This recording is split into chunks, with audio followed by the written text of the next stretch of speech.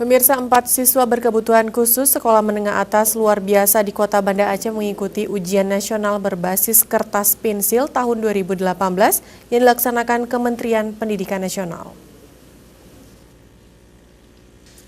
Keempat siswa sekolah menengah atas luar biasa Yayasan Penyandang Cacat di Kampung Labui atau Palawan tersebut, yaitu 2 orang pria dan 2 orang wanita. Dan keempat peserta ujian nasional di sekolah tersebut pada hari ini dengan mata pelajaran bahasa Indonesia semuanya penyandang tunanetra.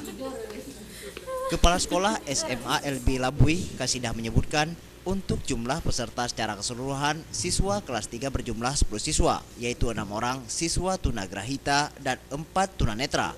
Dan sistem ujian yang digunakan yaitu dengan menggunakan huruf braille. Jumlah 10 orang, tetapi yang mengikuti UN itu 4 orang. Nah, itu dengan hambatan penglihatan. Yang lain dengan hambatan tunagrahita. Apa? Lembaran khusus itu bertuliskan braille, jadi anak-anak langsung menjawab dengan diklihatnya sendiri.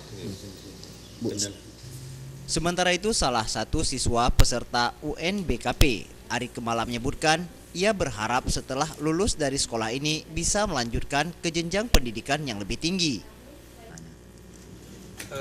Rencana banyak sih, cuman yang lewatnya aja nanti di mananya. Di Indonesia ada juga, di Bandung, di UPI, atau di Padang nanti. Rencana ambil jurusan apa nanti? Sospol. Sospol ya? Ya, Kenapa sospol? basic saya mungkin lebih ngarah ke situ. Terjun di politik nanti? Enggak? Ya mungkin. Untuk proses pelaksanaan ujian nasional, pagi tadi dimulai pada pukul 10 waktu Indonesia Barat, dan setiap siswa dalam ujian tersebut didampingi masing-masing 1 orang pengawas. Tim Liputan Aceh TV.